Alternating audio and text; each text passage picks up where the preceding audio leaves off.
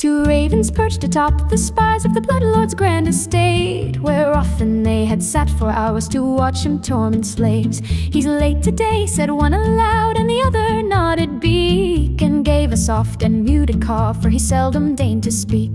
"What reason think ye for delay?" the first one carried on. "We've perched up here for half a day, and the morning's nearly gone." The second crow, he shook his head and spit a sullen hiss. "Mayhaps he's dead and buried deep for something sure amiss." "Fie," says one and says to two, "You keep your squawkers shut. I'll have no talk of doom and gloom before the moon is up."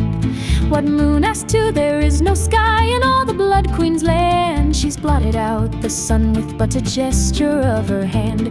But moon there is above the shroud, and know ye what I mean?" Says one to two, "You know I use a figure of the speech.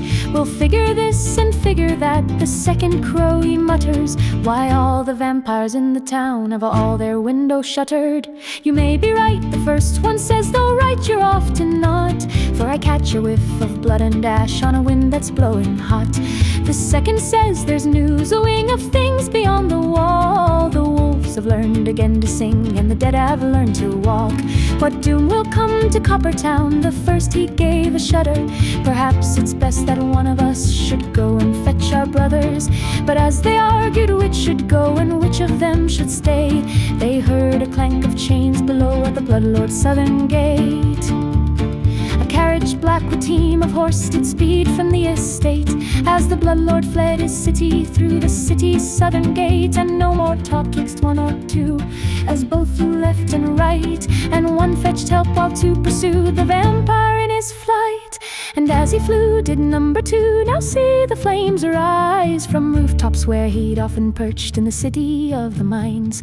Yes, doom had come to Coppertown, but the Bloodlord looked not back, as he raced away in fading day in his carriage painted black.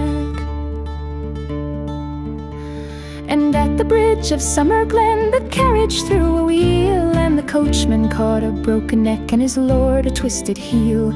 And from the wreck the vampire lord, he whimpered as he crawled, and raised his eyes up to the skies where ravens screeched and cawed.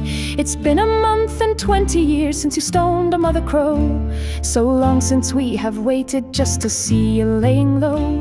And so the crows they taunted, though their foe heard only shrieks, but he saw his doom approaching on 200 ravens' beaks.